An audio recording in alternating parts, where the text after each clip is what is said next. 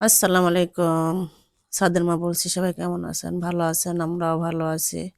এই যে দুপুরে খাওয়া-দাওয়ার পরে একটু বসলাম। এখন দেখছি সাদবাবু ঘুম থেকে উঠে গেল এবং বড় ছেলেও শুয়েছিল। বড় ছেলেও উঠে, তাই বললাম, তাই ঠিক আছে, তাহলে তোমরা উঠে পড়ো। আমি কাঁথা কম্বল কটা গোছাই ফেলি বলে এই যে কাঁথা বালিশ সব গোছাবো। ভাঁজ করে একটু রেখে দেই, নইলে সারাক্ষণ বিছানা এলোমেলো। এই যে সাদবাবুর বাবা আবার সাদবাবুকে দিয়ে যাচ্ছে, কারণ সাদবাবু সবসময় শুধু নিচে নামবে নিচে নামবে।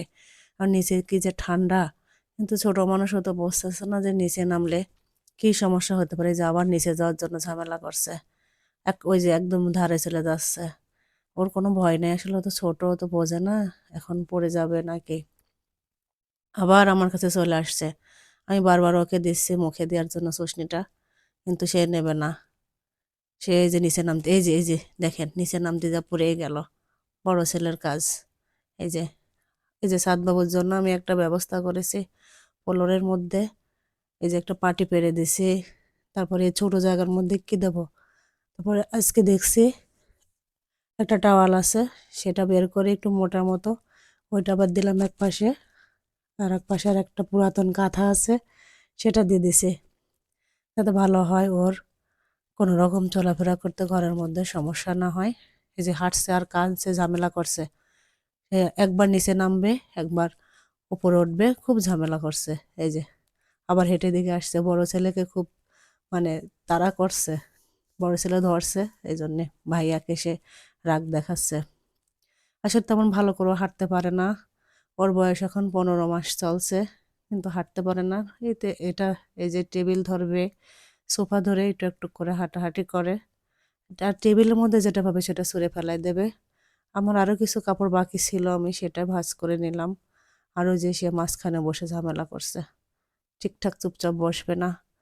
এই যে আমি ভাঁজ করে করে রাখছি, আর ও সব ফেলে দেবে, একটাও রাখবে না, সব নিচে ফেলে দেবে।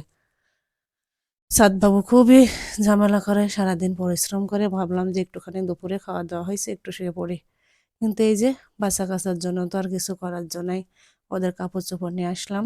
নিয়ে এসে ভাবলাম ও করে ঝাড় দিয়ে নেই। ভাজ ভুজ করে এই যে ভাজ করছে, এখনো শেষ হয় নাই। ছোট ছোট জিনিস তো ছোট বাবুদের, এই জন্য এখনো করা শেষ হয় নাই।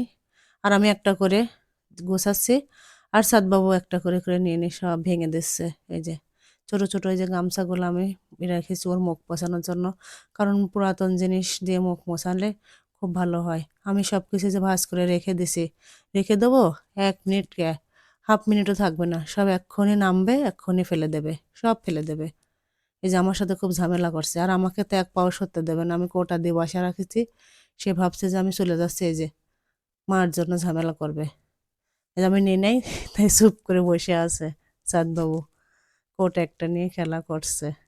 এই যে পানি খাচ্ছে, নিজের মতো করে নিজেই খেলে, বেশি জ্বালাতন করে না, কিন্তু নিচে নামলে তো খুব ঠান্ডা, এই জন্য ওকে নিচে নামতে দিতে পারি না। ভাইয়ার সঙ্গে খেলা করছে, যে বড় ছেলে সোফার মধ্যে বসে আছে, ওর সাথে খেলা করছে। ভাই আমার বড় ছেলে ওকে খুব ভালোবাসে, কারণ ওই তো বেশিরভাগ দেখে, ও সবসময় দেখবে, খেয়াল করবে। এই যে ওর সাথে খেলা করছে। আসে দুই ভাইকে, বেশ ঘুমাইছিল, এখন ঘুম থেকে উঠলো, উঠে যে দুই ভাই খেলা করছে। আর কি করবে, এই যে সব ঝামেলা শেষ। ঘরের মধ্যে যত ঝামেলা এলো মেলো সব করে রাখবে। ভিডিওটা আজকে এই পর্যন্তই। আল্লাহ হাফেজ, সবাই পাশে থাকবেন।